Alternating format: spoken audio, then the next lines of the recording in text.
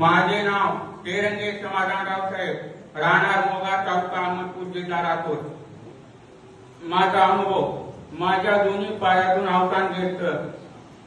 मला बिलकुलच करता येत नव्हतं. मला समजा उचलून करावं लागत होतं.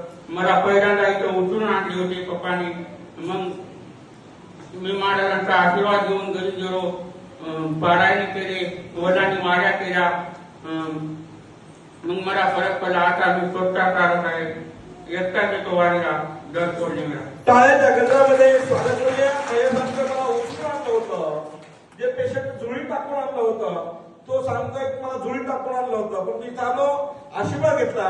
आता मी 100% ओके आहे.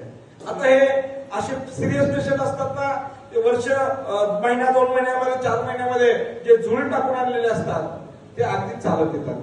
त्याचप्रमाणे भैयाला जुळी टाकून आणलं होतं.